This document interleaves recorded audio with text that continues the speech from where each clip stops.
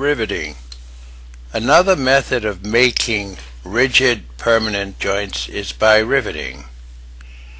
As with welding, riveting can be applied to large or small areas, depending upon the application.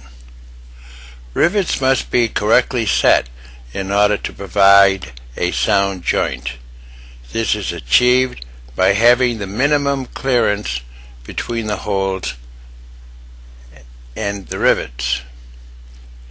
Check the example on the screen.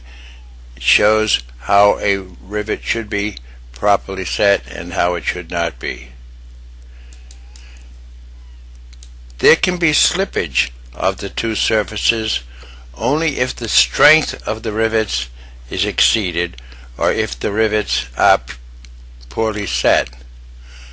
Unlike welding, parts which are riveted will not warp due to thermal expansion, since the mechanical properties of the joined metals remains unchanged in welding. The properties of parts are sometimes seriously affected. If sealing is required in riveted joints, special provision must be used to seal the surfaces. A correctly set cold-formed rivet will often be self-sealing. Hot-formed rivets seldom leak. Heavy sections may be caulked for better sealing. Riveting brittle material. To prevent cracking when riveting brittle material, washers should be used to distribute the stresses over a large area. Please study the drawing on the screen. Compared to spot welding, riveting is relatively expensive, but results are far more uniform and consistent.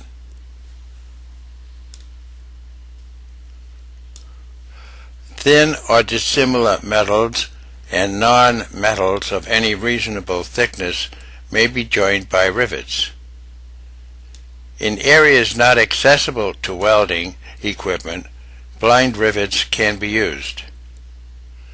Since parts which are joined by riveting are not easily disassembled, electrical and electronic items requiring replacement should not be secured by rivets.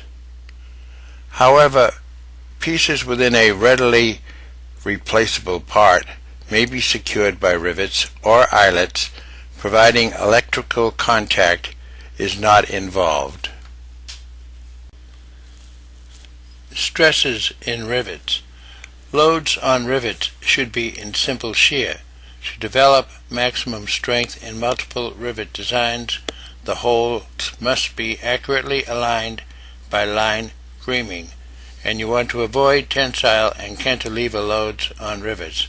Please check the examples which follow.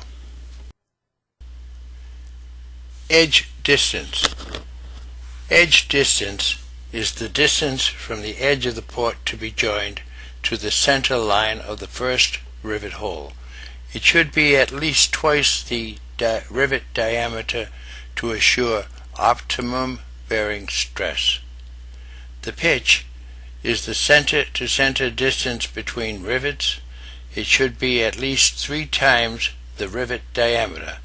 Wide spacings reduce structural rigidity. Reaming of rivet holes. When multiple rivets are used, holes should be drilled slightly undersized, then reamed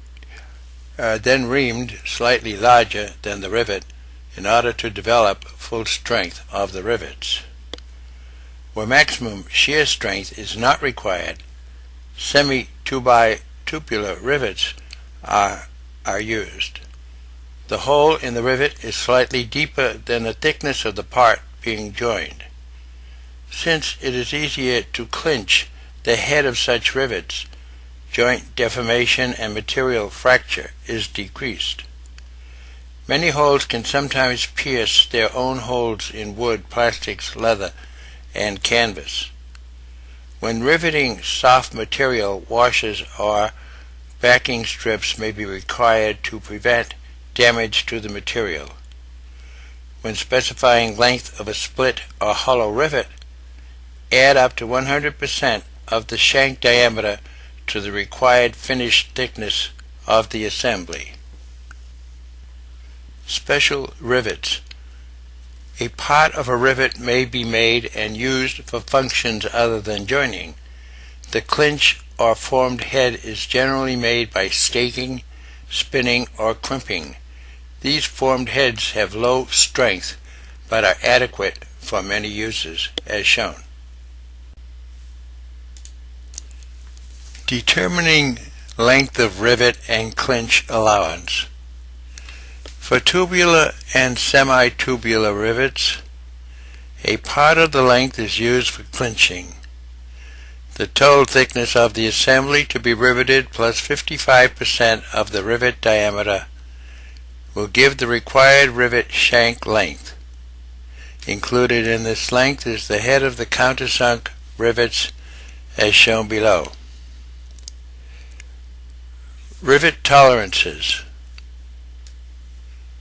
There is a general tendency to make rivet holes too large, so that there will be no question of the rivet going through. If the holes are sloppy, the two riveted parts could move, resulting in an eventual elongation of the hole and possible malfunction of the assembly.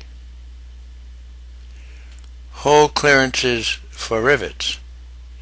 Usually the smaller the rivet, the less clearance is required.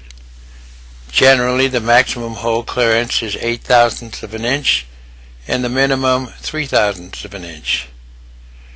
When only one rivet is set in an assembly, 3,000 inch clearance could be used in order to achieve the strongest clinch.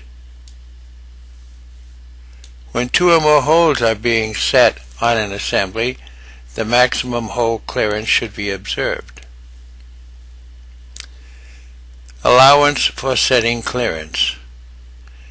In order for rivet equipment to be able to get the rivet to the workpiece and be properly clinched, there must be adequate clearances both above and below the hole. Riveting unequal thicknesses of metal. When unequal thicknesses of metal are joined by riveting, the rivet head should be located over the thinner member and the clinch formed under the heavier member. Riveting non-metallic materials. When two non-metallic materials such as fabric and plastic are joined by riveting, the rivet head should be located over the weaker material and the clinch formed under the stronger material, as illustrated. The washer should also be used under the clinch to prevent tearing of the material and provide a foundation for a tight clinch.